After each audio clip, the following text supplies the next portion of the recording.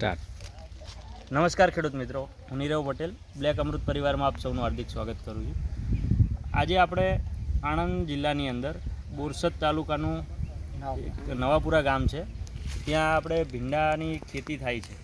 તો એવા એક ગામની મુલાકાતે આવ્યા છીએ. તો આપણે આપણા જે ખેડૂત મિત્ર છે, શું નામ છે કાકા તમારું?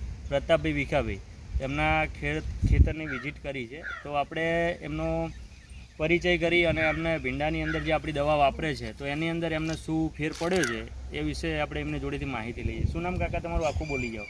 પ્રતાપભાઈ ભીખાભાઈ. હા. ગામ? નવાપુરા, તાલુકો? વાંકલાવ, જિલ્લો આણંદ. ઓકે. અને મોબાઈલ નંબર? મોબાઈલ નંબર સાહેબ 97 26 57 97. આપણે જે તમે બ્લેક અમૃત અને રક્ષામૃત દવા આ ભીંડા જે તમે વાવેતર કરેલું છે, અત્યારે તો મતલબ ઓલમોસ્ટ પૂરા થવા આવ્યા છે, તો કેટલી વખત આની અંદર રાઉન્ડ કર્યો તમે?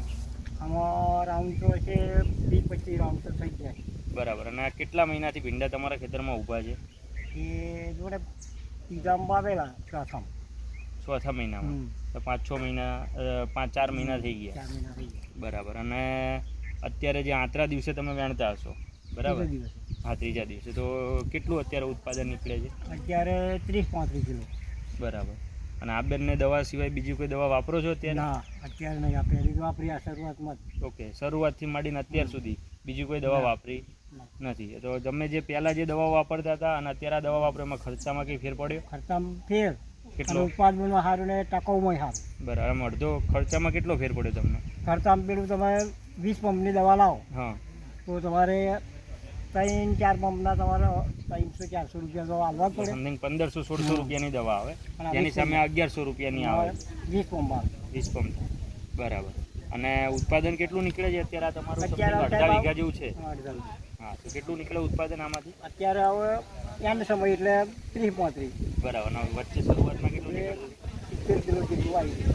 બરાબર. અને જે નથી વાપરતા તમારા ગામના જે બીજા ખેડૂત મિત્ર છે એમને કેટલું ઉત્પાદન આવે? આ એમને 10-12-15 કિલો નીકળ્યા. ઓકે. અને અત્યારે તમારે 25 આસપાસ આવે. સારામાં સારું ઉત્પાદન કહી શકાય. ક્વોલિટી સારી. ક્વોલિટી સારી. પછી માર્કેટમાં જ્યારે લઈને જાઓ, આપણે જઈએ એટલે પહેલાં જ લઈ લે.